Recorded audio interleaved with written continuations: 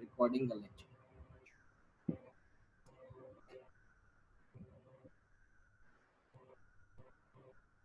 Now, today, yesterday we have studied the five kingdom system. But what I'm going to do, I'm just going to show how can you identify what are the basic characteristics of the five kingdom system. Yeah.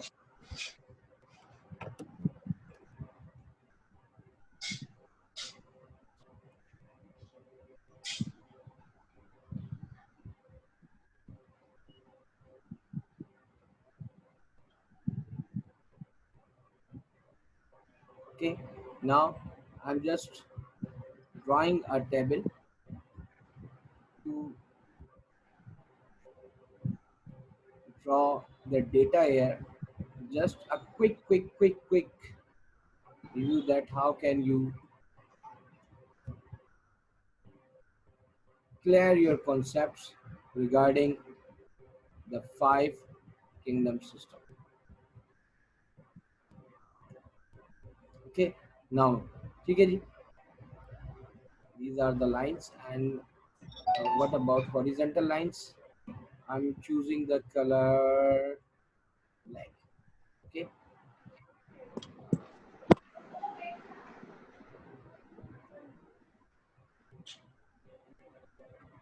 one,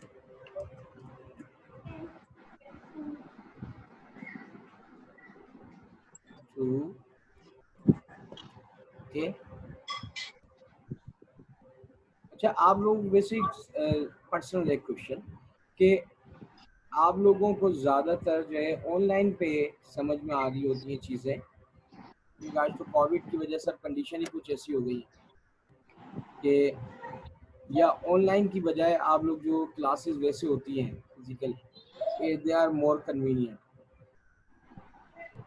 yes बेटा.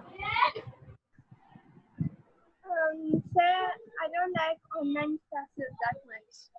ठीक है, definitely जो face to face classes हैं they are more easy, लेकिन but I feel more convenient in online classes. Why? What's the reason?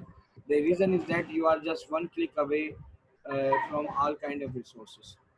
ठीक है बेटा. Now I am going to write down the things. We have five kingdom system. Number one, the first kingdom. What was? Animalia. Animalia. Okay, very good. The second kingdom, Plante. Plantae. Okay. The third kingdom, Fungi. Fungi or Mycota. Fourth kingdom, Protoctista. Protoctista, which is also called Protista. And the fifth kingdom, Prokaryotae or Monera. Prokaryote. Prokaryotae.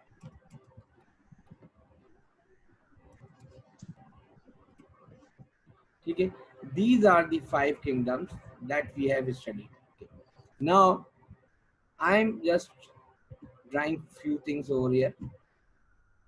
These are the five kingdoms of classification that we use. The five kingdoms. Now, beta, there are certain things that you must understand that these things are the part of these animal or plant cells or fungi or protista or prokaryote. Now, when we talk about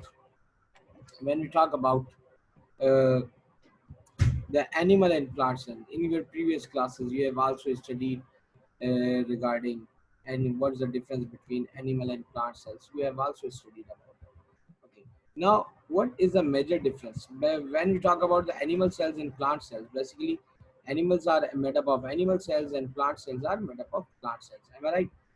But when you talk about these things, you must understand and concentrate the few concepts that are very much needed and required to understand the concept of five kingdom system. Basically, you are going to identify the differences as well as you are going to identify the similarities of these kingdoms. Okay, the first type of thing that you must understand, the five kingdom system. When in our last class we have studied that there are certain rules of classification. There are certain parameters, and the first parameter in our previous class that we have studied, that was cytology. Am I right? ये पहली चीज थी जो कि हम लोगों ने कल लिखी थी, साइटोलॉजी. बेटा क्या होती है cytology? Okay, what is the meaning of cytology? जब हम बात करते हैं साइटोलॉजी की, हमारे पास क्या आता है? What is the meaning of cyto? Their cytology means like cyto a means cell. structure, cyto means a cell. cell structure. Very good, cytology. ठीक है, and logy means study. Okay, we talk about the cell structures, we study the cells. Okay, now according to the cells, okay, we have found few things. According to the cells we have found few things like uh, according to the cell there are few things that are found in each and every cell. Number one, the cell wall. Okay, I'm just writing CW. I'm just writing CW over here. Okay, when we talk about cell wall, okay, what is the meaning of CW? Cell wall. Cell wall. Okay, when you talk about the cell wall is basically not present in animals, but it is present in plants, it is present in fungi, in some protistants it is present, in some prokaryote it is present. Got it? Is that clear? Yes, sir. Okay, Yes, sir. in animal cells, ठीक है, cell wall is not present. Fungi और इसमें होता है protista के अंदर few species of protista they keep the cell wall and few don't have. Okay, and in case of prokaryote, some prokaryotes have cell wall and some don't have. ठीक है जी. Now when you talk about the other uh, thing, that was CM. CM means chief minister, है ना?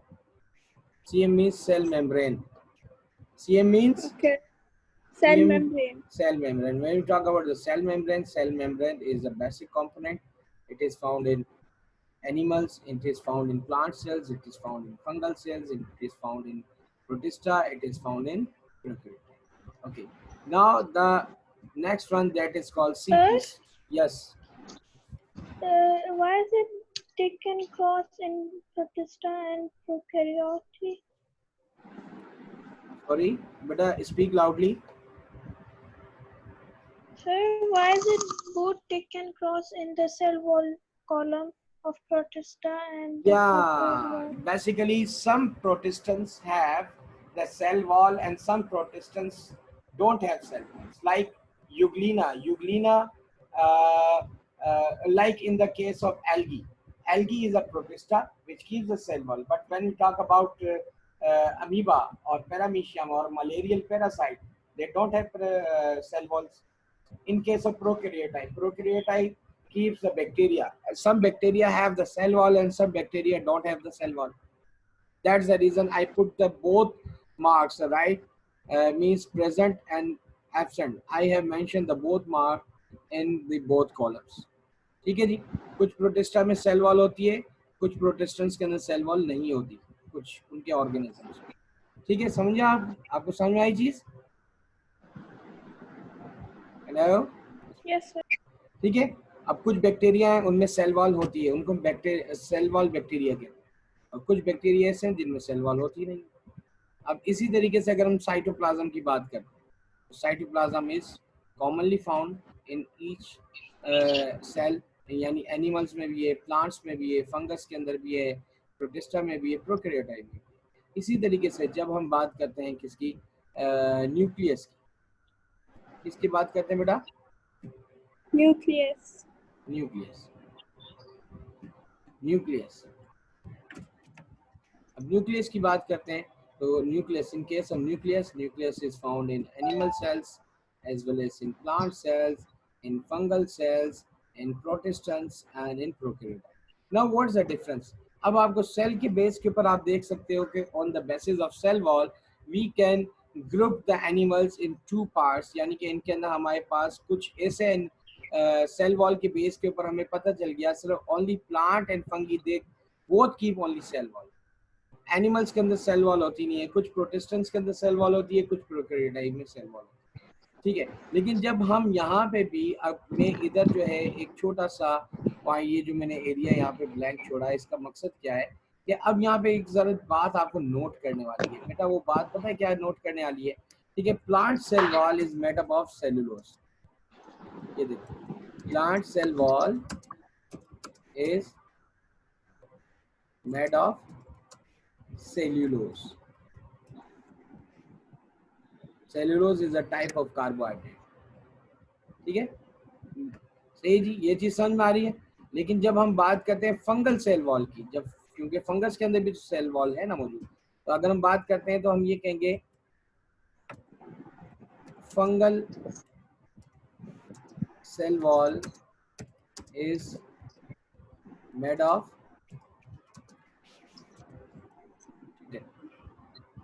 ठीक है। दोनों में फर्क नजर आया, क्योंकि मैंने आप लोगों को कल बेसिक, अगर कल वाला लेक्चर अगर आप देखें तो उसमें क्या था कि पहला आपके पास कॉन्सेप्ट क्या था, पहला पैरामीटर क्या था, the first parameter of classification was cytology, the second parameter of classification was biochemistry, यानी बायोकेमिकल कॉम्पोजिशन। अब हम कह रहे हैं प्लांट के अंदर भी सेल वॉल मौजूद है, फंगस के अंदर भी सेल वॉल मौजूद है, but why they are placed in different groups, ठीक है जी। ये अलग अलग किंगडम्स इनके बनाने की क्या रीजन था, उसका रीजन ये था कि आपके पास प्लांट का जो सेल वॉल होता है it is made up of cellulose, ठीक है, जबकि फंगस का जो सेल वॉल होता है it is made up of chitin.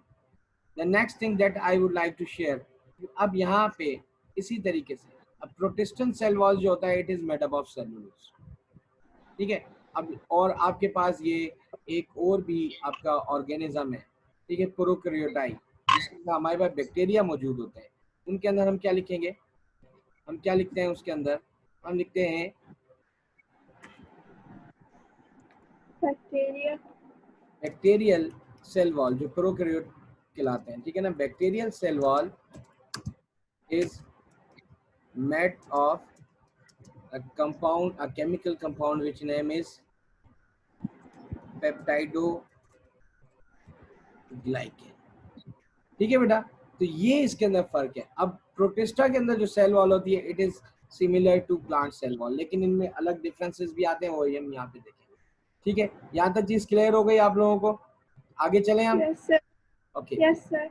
अब हम आगे की तरफ मूव कर रहे हैं, ठीक है। न्यूक्लियस सबके अंदर मौजूद होता है, लेकिन यहाँ पे जो आपके पास जो न्यूक्लियस है ना, मैं इसको ये देखें यहीं पे, ये आपके पास कॉलम तो दूंगा बट आई विल यूज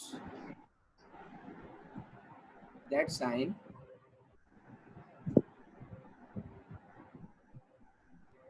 ठीक है जी। अब मेरे पास ये जो साइन मैंने यूज किया, इसके ऊपर मैंने लगाना है क्या, क्वेश्चन मार्क, क्या लगाना है, क्वेश्चन मार्क। लेकिन ये जो आपके पास जो प्रोकैरियोट के अंदर न्यूक्लियस होता है जिसको हम बोलते हैं primitive nucleus, they have the primitive nucleus, means they don't have the complete nucleus. अब मैं यहाँ पे लिखता हूँ नो कंप्लीट न्यूक्लियस, यानी कि इनके पास कंप्लीट न्यूक्लियस नहीं होता, okay, they have the incomplete nucleus, ठीक है, no complete nucleus in prokaryotes.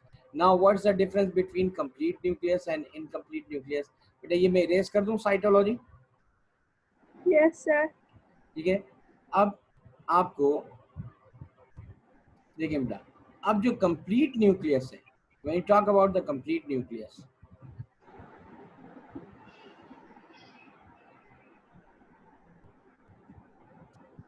We talk about the complete nucleus, अगर हम कंप्लीट न्यूक्लियस की बात करते हैं तो कंप्लीट न्यूक्लियस है जिसको हम बोलते हैं, न्यूक्लियस के लिए वर्ड यहाँ पे इस्तेमाल किया जाता है कैरियोन। क्या इस्तेमाल किया जाता है, कैरियोन, KARYON। In biology when you see the word कैरियोन it means nucleus. अब कंप्लीट न्यूक्लियस जो है वो हम क्या कहते हैं, कंप्लीट न्यूक्लियस हैज, ठीक है। अब उसके अंदर क्या क्या चीजें मौजूद होती हैं उस कंप्लीट न्यूक्लियस के अंदर बेटा, उस कंप्लीट न्यूक्लियस के अंदर आपके पास ये चीजें मौजूद होती हैं, इनको आप याद रखिएगा। Number 1, complete nucleus has nuclear membrane, ठीक है ना। न्यूक्लियर मेम्ब्रेन क्या होती है, इसके अंदर आपके उसके न्यूक्लियस के ऊपर एक मेम्ब्रेन होती है। आपको अगर मैं यूं लिखना चाहूँ ना, पोरस न्यूक्लियर मेम्ब्रेन, क्या कहते हैं उसको हम, पोरस न्यू, Porous यानी कि membrane. उसके पोर्स बने हुए होते हैं, उसके अंदर छोटे छोटे सुराख होते हैं, ठीक है। दूसरा पार्ट आपके पास जो होता है कंप्लीट न्यूक्लियस का, वो क्या होता है, न्यूक्लियोप्लाज्म, क्या होता है, Nucleoplasm. न्यूक्लियोप्लाज्म, ठीक है। You both are with me बेटा, ठीक है। जो थर्ड Yes, आपके sir. पास जो पार्ट होता है दैट इज, या Yes. हमारे पास जो थर्ड पार्ट होता है दैट इज न्यूक्लियोलस,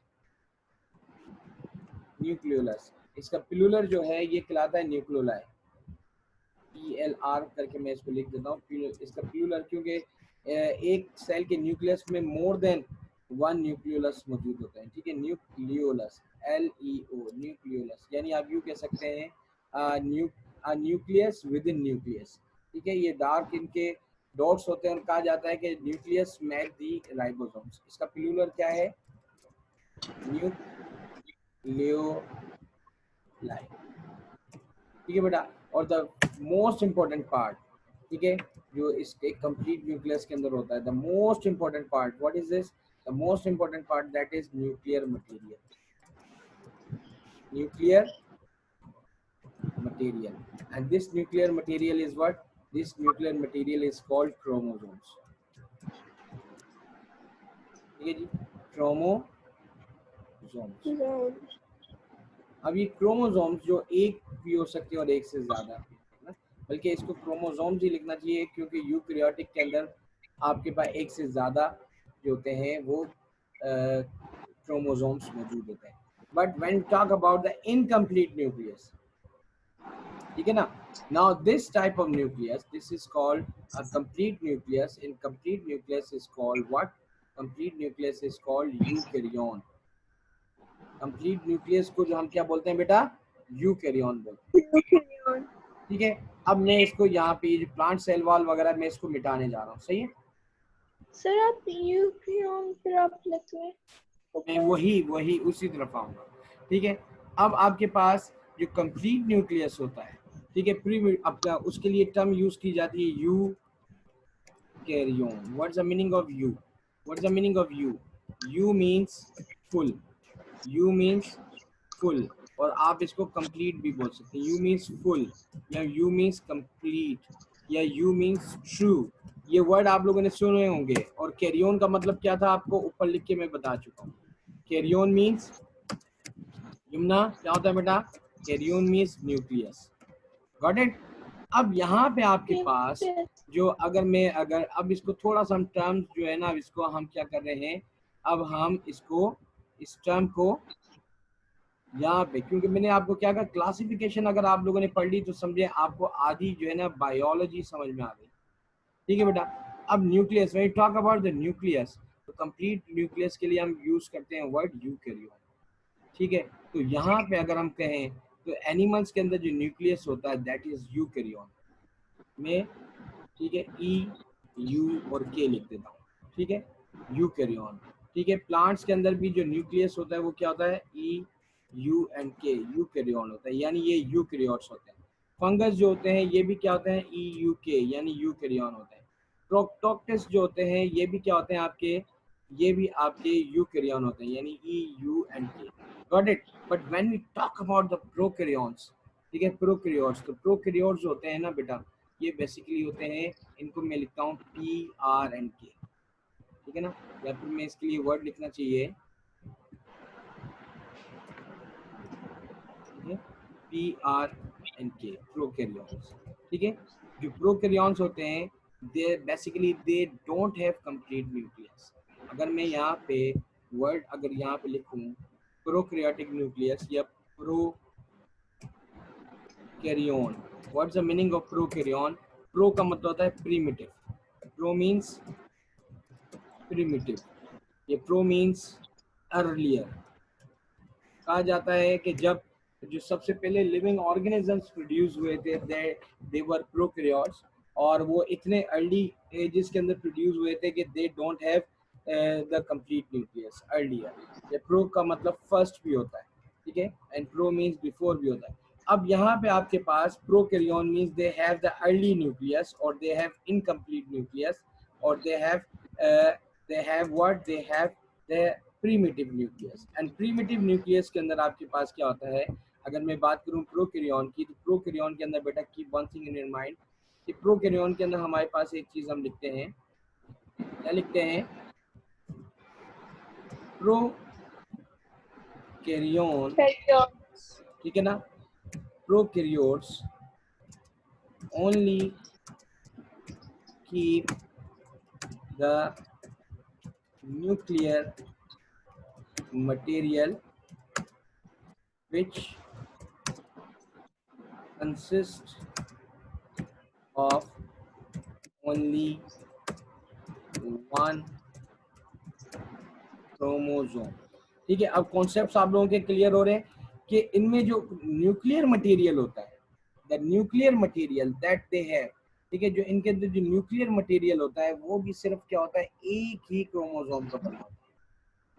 ठीक है बॉस, यहाँ तक चीज समझ में आ रही है आपको, ये the nuclear material they have this is only made up of one chromosome, यानी कि इनके अंदर दे don't have nuclear membrane, they don't have nucleoplasm, they don't have nucleolus, they, ठीक है जी, they have only the last one, I'm just making a star over here, okay, okay, they have this last portion, this is called chromosome, ठीक है, they don't have the complete nucleus। अगर कहीं पे book में लिखा हो कि they don't have nucleus, तो वहां पे आप एक सवाल कर सकते हो, वहां पे आप क्या सवाल कर सकते हो बेटा,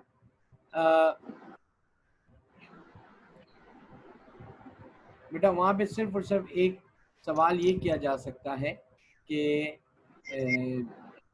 आपके पास अगर कोई कहना कि प्रोकैरियोट्स में न्यूक्लियस नहीं होता, तो this is absolutely wrong, because what's the reason is that कि बेटा अगर इनमें न्यूक्लियस नहीं होगा तो how can they survive, nucleus is like the brain of the cell, ठीक है, हमारे बॉडी में अगर ब्रेन नहीं होगा तो हम कैसे सर्वाइव करेंगे, है नहीं है।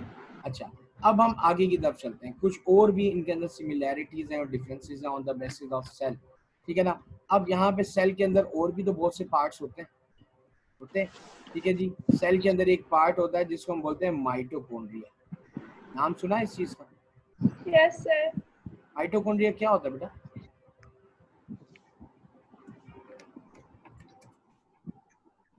माइटोकॉन्ड्रिया, ठीक है, Mitochondria means like a membrane, a cell. The singular is, what is the singular of mitochondria? Mitochondrion, mitochondria is plural, ठीक है जी, mitochondrion is the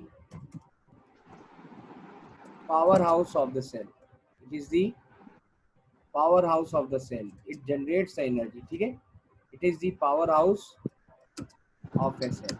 एक सेल के अंदर जो एनर्जी आ रही होती है ना, वो माइटोकॉन्ड्रियन की वजह से आती है, गॉट इट, ठीक है, mitochondrion is the power house of the cell, ठीक है।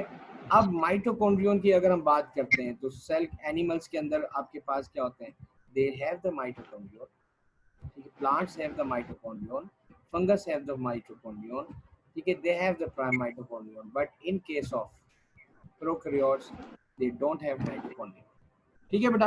अब आपको इस क्लासिफिकेशन वाले चैप्टर में आपको बहुत सारी चीजें क्लियर हो रही हैं, आपको आगे जाके बैक्टीरिया पढ़ना है, आपको आगे जाके प्लांट्स पढ़ना है, आपको आगे जाके एनिमल्स पढ़ना है, ठीक है, तो उसके अंदर आपको ये सारी चीजें इसके अंदर क्या होंगी, क्लियर होती चली जाएगी। यहाँ तक चीज देखिए, ये कॉलम आपके लिए फायदेमंद है, आप दोनों के लिए बेटा, यमुना, यस यस सर, बेटा अक्सर की, ओके, दोनों की आवाज आनी चाहिए यहाँ पे, ठीक है। नाउ द नेक्स्ट वन, अब मैं यहाँ पे देखो ये कंप्लीट न्यूक्लियस जो है ना, इसको मिटाने जा रहा हूँ, ठीक है, आप लोगों ने इसको कर लिया है, आई एम जस्ट, यस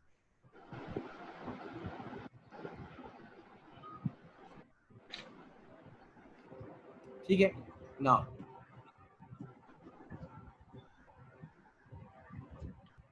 अब बेटा इसी तरीके से हमारे पास सेल्स के अंदर एक और भी चीज होती है जिसको कहा जाता है गोल्जी बॉडीज, या फिर अब माइटोकॉन्ड्रिया के बाद एक और भी चीज होती है जिसको हम कहते हैं ER, जो कि आप लोगों ने डेफिनेटली फर्स्ट यूनिट में पढ़ा होगा। ER को शॉर्ट करके लिखा जाता है, ER का मतलब होता है एंडोप्लाज्मिक रेटिक्यूलम, एंडोप्लाज्मिक रेटिक्यूलम।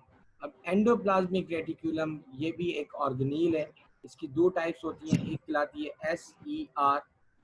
ठीक है, SER का मतलब क्या होता है?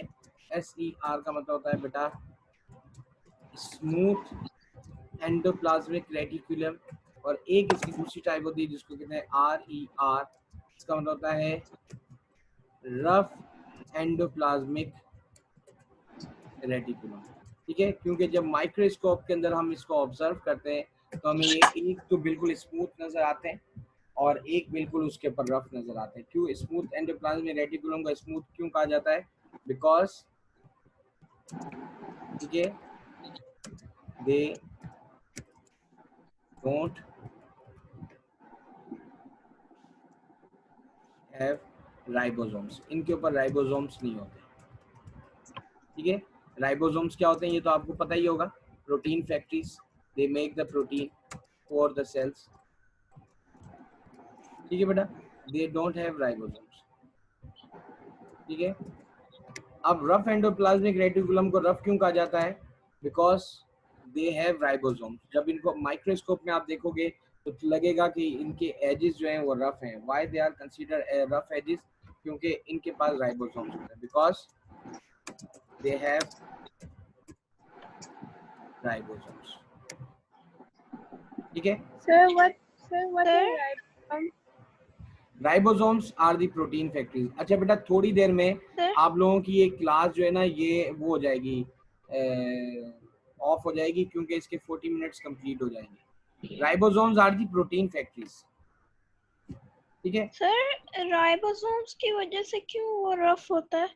बेटा, राइबोसोम्स इसके ऊपर अटैच होते हैं। जब आप माइक्रोस्कोप में देखते हो तो ऐसा लगता है कि ये जो ट्यूब्स हैं एंडोप्लाज्मिक रेटिकुलम की, वो उन पे कुछ ग्रेन्स लगे हुए हैं, वो रफ, इसका स्ट्रक्चर जो है ऊपर से वो रफ सा नजर आता है।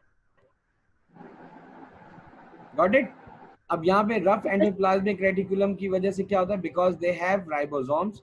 ठीक है, सो मैं यहाँ लिख देता हूँ under microscope. They under microscope rough endoplasmic reticulum, rough endoplasmic reticulum, ठीक है, लुक्स और या फिर शोज द रफ एजेस।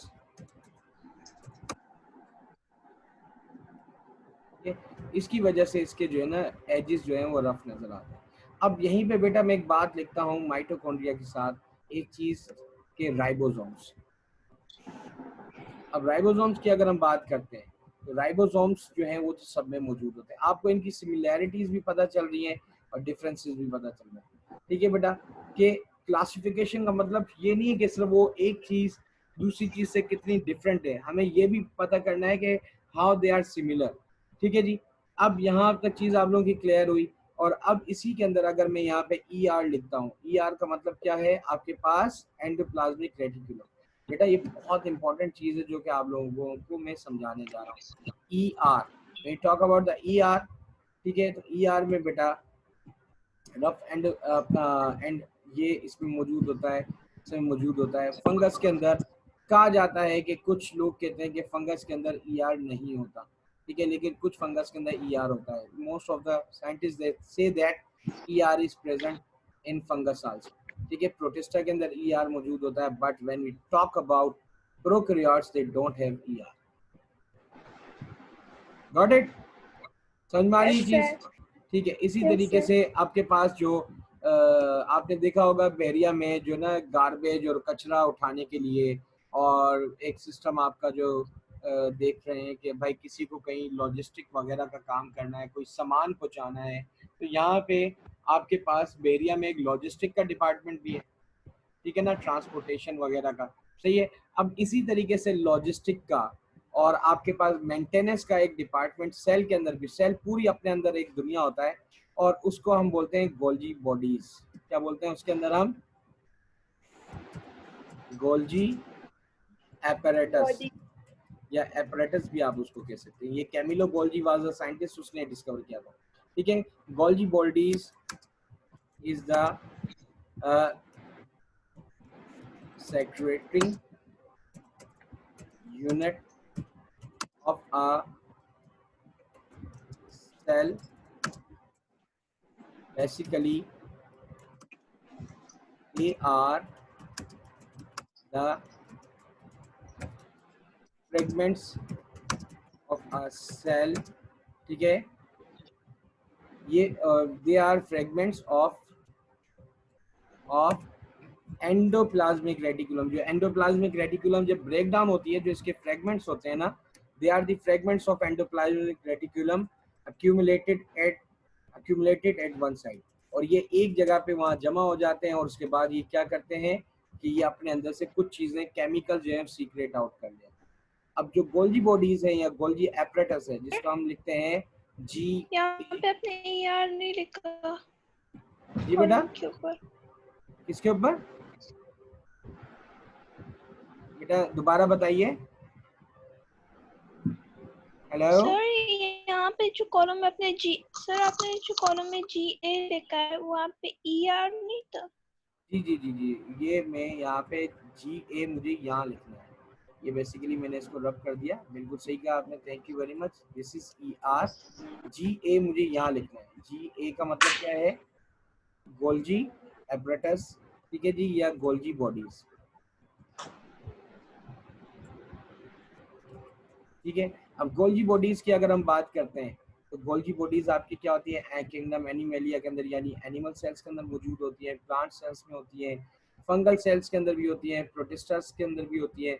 लेकिन वही बात आती है कि फंगस में कुछ कहते हैं कि कुछ गोल्जी बॉडीज हैं, कुछ में नहीं है। प्लांट्स के अंदर भी कुछ लोग कहते हैं कि गोल्जी बॉडीज हैं या नहीं है, लेकिन प्रोकैरियोट्स के अंदर गोल्जी बॉडीज मुकम्मल तौर पे नहीं है। नाउ बेटा, इट्स अ ब्रीफ इंट्रोडक्शन कि जब हम यहाँ पे बात कर रहे हैं आपके पास किंगडम एनिमेलिया की और किंगडम प्लांटी की, तो किंगडम एनिमेलिया और किंगडम प्लांटी के अंदर ये डिफरेंस आपको समझ में आना चाहिए, ठीक है बेटा। तो ये डिफरेंस तो आपको समझ में आना चाहिए कि ये आपके पास किस तरह से। इसी तरीके से एक और कॉन्सेप्ट जो लास्ट का जो मैं आप लोगों को देने जा रहा हूँ, ठीक है जी, ये थोड़ा सा डिटेल टॉपिक है, इसके अंदर 2-3 दिन लगते हैं, लेकिन इसको अगर आपने समझ लिया तो आप समझ लें कि आपकी 50% बायो जो है ना समझ में आ गई। एक आप लोगों ने आगे जाके एक टॉपिक पढ़े होंगे और IG2 के अंदर भी जाके आप इसको थोड़ा सा डिटेल में पढ़ेंगे, दिस इज कॉल्ड न्यूट्रिशन, जो कि हम लोग पहले भी पढ़ चुके हैं, ठीक है ना। अब न्यूट्रिशन के बेस के ऊपर मैंने आप लोगों को क्या बताया था? There are 2 type of organisms, some they make, some are called autotroph and some are called heterotrophs। बताया था ना मेरा पहला लेक्चर, याद है? Yes sir. Autotroph and heterotrophs. Autotrophs means they make their own food, ठीक है जी, ठीक है। When we talk about the nutrition, ठीक है, अगर हम न्यूट्रिशन के हवाले से अगर हम बात करते हैं, ठीक है, अगर न्यूट्रिशन के हवाले से बात करते हैं तो animals are what? Animals are autotroph, अपना हेटेरोट्रॉफ, ठीक है, HT लिखता हूँ यहाँ पे। प्लांट्स क्या होते हैं? Plants are photoautotroph. Photoautotrophs means they make their food by the help of sunlight। Fungus are heterotroph। लेकिन कौन से heterotroph है बेटा? ये कहलाते हैं आपके पास absorptive heterotroph, वो हम बाद में डिटेल में पढ़ेंगे। प्रोकैरियोट्स जो हैं ये आपके पास क्या हैं? ये आपके ऑटोट्रॉफ भी हैं, एंड इसके साथ साथ जो है आपके पास जो है ये अपना कुछ प्रोकैरियोट्स होते हैं वो हेटेरोट्रॉफ भी होते हैं, यानी कुछ अपना फूड खुद बना सकते हैं, कुछ अपना फूड खुद नहीं बनाते। प्रोकैरियोट्स के अंदर भी अगर मैं बात करता हूँ तो some prokaryotes are autotroph and some are heterotroph, यानी जिनके अंदर क्लोरोफिल होगा वो ऑटोट्रॉफ होंगे, जिनमें क्लोरोफिल नहीं होगा वो हेटेरोट्रॉफ होंगे। Okay, it's about our today class, ठीक है। ये आप लोगों को 5 किंगडम सिस्टम थोड़ा बहुत समझ में आया, ठीक है, जिसमें आप लोगों को ये चीज हुई। अब एक लास्ट आपके पास हम बात करते हैं सेलुलर ऑर्गेनाइजेशन की। अगर हम बात करते हैं सेलुलर ऑर्गेनाइजेशन की कि सेल क्या है, on the basis of cell अगर हम बात करें तो हमारे पास जो एनिमल्स जो होते हैं बेटा, ठीक है बेटा, जब हम बात करते हैं सेलुलर ऑर्गेनाइजेशन की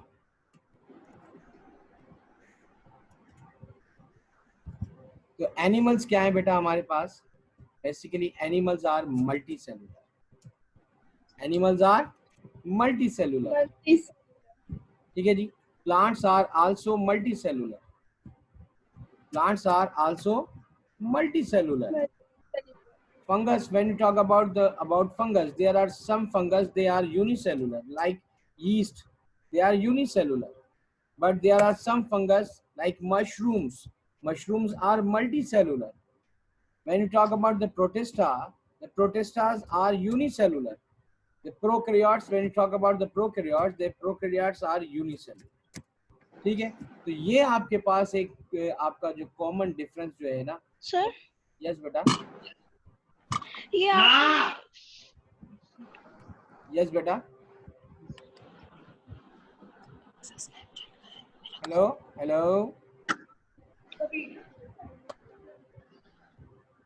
चले बेटा, यहाँ तक आप लोगों की क्लास के अंदर कोई सवाल, क्योंकि अब मेरी दूसरी क्लास का टाइम भी होने जा रहा है. I have recorded that lecture. If you need any kind of query you may send me on my WhatsApp number. ठीक है ना, ताकि मैं आप लोगों की वो क्यूरी आपको शेयर कर सकूँ. यहाँ तक चीज क्लियर है आप लोगों को? Yes, sir.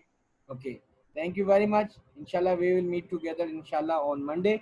आप लोगों ने अब बायो की क्लास होगी मंडे टू फ्राइडे और मंडे टू वेडनेसडे 3 to 4. और आपके पास जो केमिस्ट्री की मेरी जो क्लास है वो है यमुना के साथ, अक्सा के साथ, दैट इज 3 to 4:30 ऑन